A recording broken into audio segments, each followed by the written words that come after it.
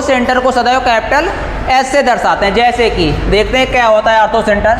तो जैसे हम आपके सामने एक ट्रायंगल बनाए, हमने आपके सामने कोई भी एक ट्रायंगल बना दिया, समझ रहे? हमने आपके सामने क्या किया, कोई भी एक ट्रायंगल बना दिया, हमने इसका नाम दे दिया ए, बी और सी।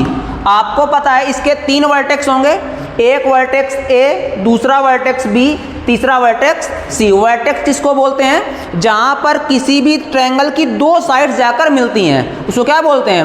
वर्टेक्स। तो अब हमको पता है वर्टेक्स ए की सामने की साइड को स्मॉल ए, वर्टेक्स बी के सामने की साइड को स्मॉल बी, और वर्टेक्स सी के सामने की साइड को क्या बोलेंगे? Small C. क्या बोलेंगे? Small C. वर्टेक्स ए के सामने की साइड को स्मॉल ए, वर्टेक्स बी के सामने की साइड को स्मॉल सी, वर्टेक्स सी के सामने की साइड को स्मॉल सी। क्लियर है? तो अगर किसी भी ट्रायंगल में, अगर किसी भी ट्रायंगल में उसके किसी भी वर्टेक्स से, अगर किसी भी ट्रायंगल में उसके किसी भी वर्टेक्स से उसकी अपोजिट साइड पर क्या ड्रा कर दें हम? एल्टीट्यूड ड्रा करें। क्या ड्रा करें? अगर किसी भी ट्रायंगल के किसी भी वर्टेक्स से उसके अपोजिट साइड पे क्या ड्रा करें? एल्टीट्यूड। क्लियर है? तो जहां पर एल्टीट्यूड जाकर एक दूसरे को इंटरसेक्ट करेंगे, प्रतिच्छेद करेंगे, उसी प्रतिच्छेदन बिंदु को क्या कहा जाएगा? आर्थो सेंटर या लंब केंद्र। जैसे कि हमने वर्टेक्स ए के सामने वाली साइड कौन सी है? B c. तो हमने क्या किया? बी सी पर एक लंब ड्रा कर दिया, परपेंडिकुलर ड्रा कर दिया। उसी तरीके से क्या करें? अगर उसी तरीके से हम वर्टेक्स बी से उसके सामने वाली भुजा पे, क्या नाम है सामने वाली भुजा का? ए सी पे क्या ड्रा कर दें? परपेंडिकुलर। क्लियर है? उसी तरीके से वर्टेक्स सी से अगर उसके सामने वाली भुजा पे हम क्या ड्रा कर दें? परपेंडिकुलर। क्लियर है? तो जहां पर ये तीनों परपेंडिकुलर जाकर एक दूसरे को क्या करेंगे? काटेंगे। जहां पर ये तीनों परपेंडिकुलर जाकर एक दूसरे को काटेंगे, उसी कटान बिंदु अर्थात प्रतिच्छेदन बिंदु, इंटरसेक्टिंग पॉइंट को क्या बोल देंगे?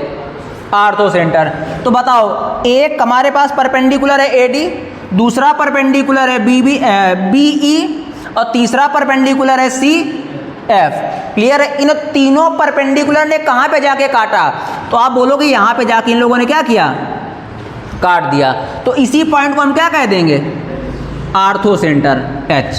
क्लियर है? तो अगर आपसे पूछा जाए कि आर्थो सेंटर क्या होता है, तो आप बोलोगे ortho centre is the intersecting points of all 3 altitudes of a triangle. Clear है?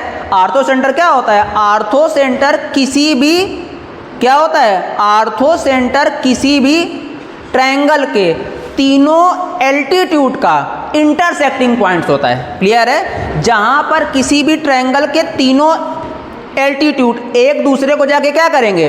प्रतिच्छेद करेंगे। क्लियर है? उसी पॉइंट को क्या कह दिया जाएगा? Ortho centre. क्लियर हो गया? तो आर्थो सेंटर क्लियर हो गया क्या होता है? आर्थो सेंटर क्या होता है अगर आपसे पूछा जाए? आप बोलोगे intersecting points of all 3 altitudes. Clear है? तीनों लंबों का, क्लियर है? क्या बोलोगे? तीनों शीर्ष लंबों का प्रतिच्छेदन बिंदु क्या कहलाता है? Ortho centre. क्लियर है? अब देखो, अब अगर हम आपके सामने जैसे